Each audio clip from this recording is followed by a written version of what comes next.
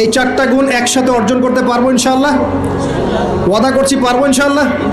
চেষ্টা করবো তো ইনশাআল্লাহ?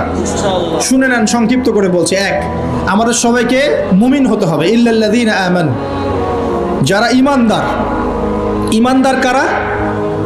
উত্তর হাদিসে জিবরিলের মধ্যে আছে, নবী সাল্লাল্লাহু আলাইহি ওয়াসাল্লামকে জিবরাইল আলাইহিস সালাম জিজ্ঞাসা করছেন, আখবিরনি আনিল ঈমান, হে নবী আমাকে ঈমান সম্পর্কে বলুন।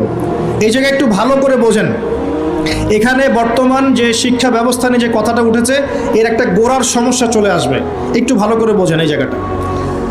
জিবরাইল আলাইহিস সালাম বলছেন, হে মুহাম্মদ সাল্লাল্লাহু আলাইহি ওয়াসাল্লাম, আল ঈমান, ঈমান হচ্ছে আন তুমিনা বিল্লাহ, তুমি আল্লাহতে বিশ্বাস করবে। এক, ওয়া মালাইকাতিহি, ফেরেশতাগণে বিশ্বাস করবে। দুই, তিন, ওয়া কুতুবিহি, আসমানি কিতাবসমূহে বিশ্বাস করবে। চার, ওয়া রুসুলিহি, রাসূলগণে বিশ্বাস করবে। পাঁচ, ওয়াল ইয়াউমিল আখির, পরকালে বিশ্বাস করবে। ছয়, ওয়াল কদরি খাইরি ওয়া শাররি, তাকদীরের ভালো মন্দ